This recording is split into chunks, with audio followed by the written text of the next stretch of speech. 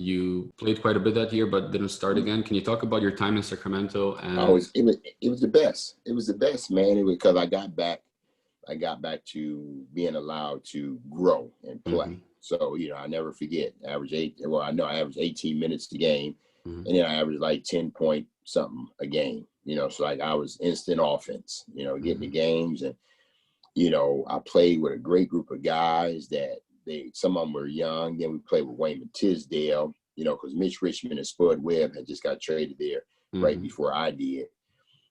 So it just kind of brought life back to my game when I got traded to Sacramento. And unfortunately, I made a bad move because I could have been there, but I relied upon my after that year because they wanted to give me another deal. But listening to my agent just kind of messed me up a little bit, and that's what caused me to go overseas and play, man. And got trapped overseas and never tried to come back over this way. Yeah, that was my next question. I guess what led to your transition to Europe? So it was bad advice from your agent.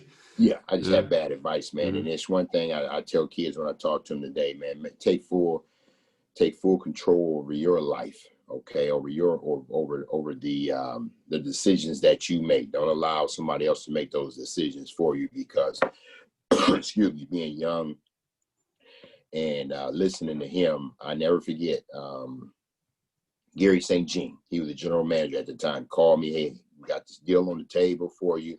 What do you want to do? Well, I'm waiting and I'm stalling because my attorney or my agent was thinking that they could have given me more. hmm But what it would allow me to do, excuse me, what it would allow me to do was become an unrestricted free agent after that contract was up.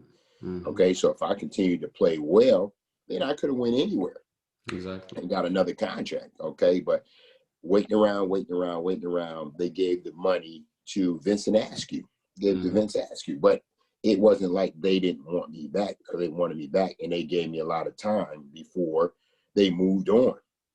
So again, that was the biggest mistake ever that I hmm made in terms of playing in the NBA. hmm Because yeah, I didn't know that story. That's crazy. Because I mean, I know in those days Europe was comparable to the NBA in terms of salaries. I know in the early 90s that Dino Radja Mm-hmm. had a crazy salary in Italy, a couple of $1 million. I'm sure you had really good offers in Europe as well.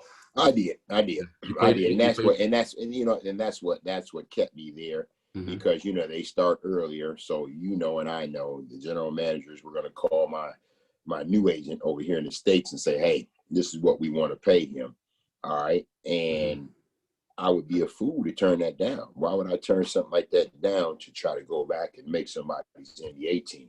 hmm I did learn. I will tell you, I did learn at that time. You know what? This is a business. hmm You take advantage of the opportunities, you get your money, okay, and then you do whatever after that, okay. And that's what I did. I wasn't going to make any more dumb decisions like I allowed my past agent to do when I was out in Sacramento. hmm